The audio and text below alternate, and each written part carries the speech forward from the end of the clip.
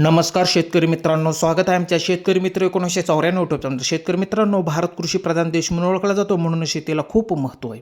म्हणून शेती हे शेतकऱ्यांचे खूप महत्त्वाचे उत्पादनाचे साधन आहे. तर शेतकरी मित्रांनो, आज आपण कापूस लागवडीविषयी माहिती बघणार आहोत. तर शेतकरी मित्रांनो, असेच शेतीविषयक नवनवीन व्हिडिओ बघण्यासाठी चॅनलला जर सबस्क्राईब केलेलं नसेल तर चॅनलला सबस्क्राईब करा. तर चला जाणून घेऊया. शेतकरी मित्रांनो, कापूस लागवडीसाठी योग्य वेळी पेरणी करणे, योग्य बियाणे वापरणे आणि योग्य अंतर ठेवणे खूप महत्त्वाचे असते. मित्रांनो, मुबलक पाणी असेल तर कापूस मे महिन्याच्या शेवटच्या आठवड्यात किंवा जूनच्या पहिल्या आठवड्यात पेरणी करावी लागते. कोरडवाहू कापूस पेरणी ही मान्सूनचा चांगला पाऊस झाल्यानंतर सुमारे 3 ते 4 इंच पेरणी करावी. कापसाचे पीक साधारणपणे 150 ते 180 दिवसांचे असते. या पिकाला वाढवण्यासाठी उष्ण आणि कोरडे हवामान खूप महत्त्वाचे असते.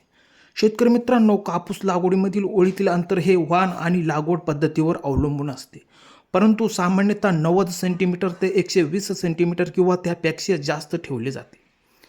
जर तुम्ही आंतरपीक म्हणून कापूस लावत असाल तर कमी अंतरावर लागवड करू शकता. मित्रांनो, आंतरपीक मूग आणि कापूस एकाच ओळीत लागवड करताना ओळीतील अंतर सुमारे 90 सेंटीमीटर ठेवले जाते.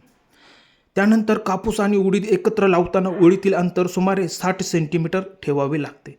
कापूस आणि सोयाबीन लागवड करताना ओळीतील अंतर सुमारे 90 सेंटीमीटर ठेवता येते. तर शेतकरी मित्रांनो, कापूस लागवड करताना urea 25 kilo, DAP 50 kilo, muriate of potash 50 kilo, neem cake 100 kilo, magnesium sulphate 10 kilo, boron 1 kilo मिसळून द्यावे. मित्रांनो, कुजलेले चांगले शेणखत किंवा गांडूळ खत टाकून शेताची चांगली मशागत करून घ्यावी.